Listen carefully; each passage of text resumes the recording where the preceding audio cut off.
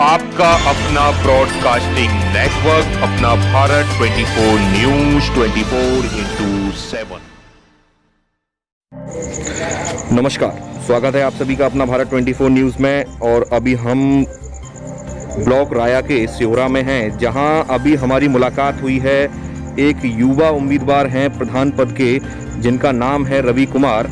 तो हम उन्हीं से खास बातचीत करना चाहेंगे कि वो प्रधान पद के लिए खड़े हुए हैं, तो वो उनके क्या मोटो रहेंगे इस बार। तो सबसे पहले आप मुझे बताइए कि आपकी जो है शिक्षा कहाँ तक है।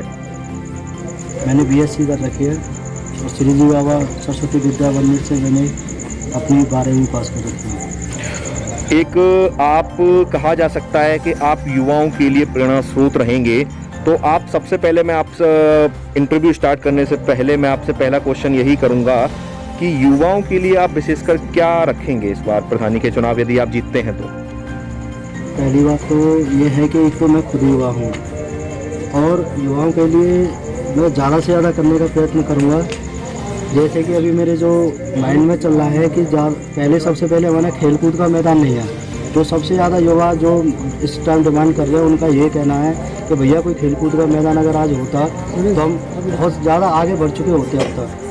लेकिन आप लोग देखते हैं कि जो भी मित्रता या अपना खेलकूद या जो भी हम कहेंगे बच्चे जो करते हैं अपनी डेली की प्रतिक्रिया, जिससे शरीर को भी बहुत ज़्यादा फायदा पहुंचता है। जो भी विभिन्न प्रकार के खेलकूद होते हैं उसके लिए एक बड़ा स्थल चाहिए। जैसे हम ग्राउंड बॉल है, जो बोलते हैं मैदान, वो मुझे सबसे पहले बहुत अच्छे तरीके से तैयार करवाना है। और मेरा सबसे पहला मोटो युवाओं के लिए यही रहेगा कि एक खेल मैदान हो। दूसरा, हमारे गांव में अभी तक कोई लाइब्रेरी की सुविधा नहीं है। ऐसी कोई स्थल नहीं है जहां पे युवा जाएं, अपनी पढ़ाई कर सकें या उन्हें 2 किताब कॉपी मुफ्त में पढ़ने के लिए मिले। एक मुझे लाइब्रेरी तैयार करवानी है अपने युवाओं के लिए। अपने जो मुझसे छोटे भी बच्चे हैं जो पढ़ रहे हैं, उनके लिए पुस्तकालय का होना बहुत ही ज़रूरी है। एक मैं ये चाहता हूँ कि कोचिंग की बहुत समस्या आती है। गांव के बच्चे बाहर तक नहीं जा पाते, स्कूल से आते हुए थका के घर में सो जाते हैं, फिर बोलते हैं कि दोबारा कैसे जाए कोचिंग के लिए। वो मुझे गांव में अच्छे से अच्छे टीचर ला करके उसको मुझे पूरा करना है कि बच्चे पढ़ाई पर ज़्यादा से ज़्यादा ध्यान दें। एक मेरी जो मैं देख रहा हूँ बहुत सारी मतलब जो समस्या मानिए कुछ भी मानिए, ये इसमें समस्या तो नहीं कहूँगा क्योंकि किसी भी गाँव में अभी तक ये हुआ नहीं है। सरकारी स्कूलों में अभी तक लाइब्रेरी नहीं है। क्या उनको अधिकार नहीं है कि वो वहाँ पे बैठ के पढ़ सके? किसी भी हमारे गांव में सरकारी स्कूल में कोई लाइब्रेरी नहीं है अलग से, ना कोई कंप्यूटर लैब है। क्या हम 2-4 कंप्यूटर अपने बेसिक शिक्षा अधिकारी से कह के या ग्राम पंचायत से खुद, क्या हम 2-4 कंप्यूटर नहीं रख सकते स्कूलों में? हमारे यहाँ पे इंटरमीडिएट तक चल रहा है, चंद्रदेवी देवी इंटर कॉलेज गवर्नमेंट का है, एक कंप्यूटर लैब नहीं है उसमें। बालक बच्चे जो है 12th तक पढ़ जाते हैं, उन्हें ये नहीं पता चलता कि कंप्यूटर चीज़ क्या आती है, बाद में उन्हें बहुत ज़्यादा ज़रूरत पड़ती है। तो मैं चाहता हूँ कि कंप्यूटर लैब भी होनी चाहिए, चाहे वो हम अपने गाँव वासियों के सहयोग से बनाएं, अपनी उससे भी बनाएंगे और हम बेसिक शिक्षा अधिकारी जी से भी बात करेंगे। एक ये हमें ज़रूर काम करना है। पुरानी प्रधानी को लेकर आपका क्या मत है कि मतलब आपको ऐसा क्यों लगा कि आपको आगे आना चाहिए और युवाओं के लिए, किसानों के लिए आपको प्रेरणा स्रोत बनना चाहिए? देखिए, पुरानी प्रधानी का तो आप देख ही रहे हैं। कभी इस गांव में 2 लोग खड़े हुआ करते थे, आज 9 प्रत्याशी हमारे गांव में। अगर इतना लोग अगर आक्रोशित हैं तो कुछ न कुछ तो कमी रही है। उन लोगों को भी इस चीज़ की सोचनी चाहिए और जनता देख भी रही है कि कितनी अभी तक कमी रही है। मैं किसी का नाम लेकर तो ये नहीं कहता कि उसने नहीं किया, लेकिन जितने भी हुए हैं अभी तक गांव में सुधार नहीं हुआ है। अभी बहुत शून्य पे गांव पड़ा हुआ है। इसको आगे ले जाने के लिए हम युवाओं को ही बीड़ा उठाना पड़ेगा। इसलिए मैं आगे आया हूँ कि हम लोग ही कुछ कर सकते हैं और जितने भी हमने पुरानों को मौका दिया वो असफल रहे इस चीज़ में, इसलिए मुझे आगे आना। कृषि के क्षेत्र में क्या क्या रहेगा आपके अनुसार? कृषि के क्षेत्र में सबसे पहले तो होता है जागरूकता जी। अभी सरकार ने भी विभिन्न कार्यक्रम अपने चला रखे हैं, जैसे कि डीडी कृषि का वो आता है, कृषि चैनल, लेकिन लोगों को इतना टाइम नहीं मिल पाता है या वहाँ तक नहीं टीवी वगैरह देख पाते। तो यहीं पे आके एक हम लोग बैठक बनवा के लोगों को समझाएं। वहाँ से कृषि से इफ्को वगैरह से वहाँ से जितने अधिकारी आते हैं अपने, उनसे यहाँ पे हम चौपाल लगवा के उन्हें समझवाएं कि भाई कैसे अच्छा रहेगा, कैसे फसल ज़्यादा होगी, किस तरीके से हम आगे काम कर सकते हैं और कौन से मौसम में कौन सी पैदावार बढ़ानी चाहिए, हमें कौन सा बीज डालना चाहिए।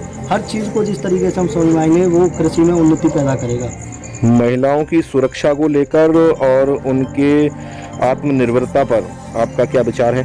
देखिए, महिलाओं की आत्मनिर्भरता पे मैं कहना चाहूँगा कि अभी इस चीज़ में बिल्कुल कोई काम नहीं हुआ है अपने गांव में, जो कि इतना बड़ा गांव है और मथुरा में समझिए कि दूसरे तीसरे नंबर का बड़े गांव में भी शुमार है अपना गांव। लेकिन महिलाएं जो है बिल्कुल अपने ऊपर डिपेंड नहीं है, इसलिए मैं चाहता हूं कि उनके लिए विभिन्न कार्यक्रम लगाए जाएं, जैसे कि सिलाई वगैरह के लिए हमें वो आगे कदम बढ़ा करके केंद्र बनाए जाएंगे।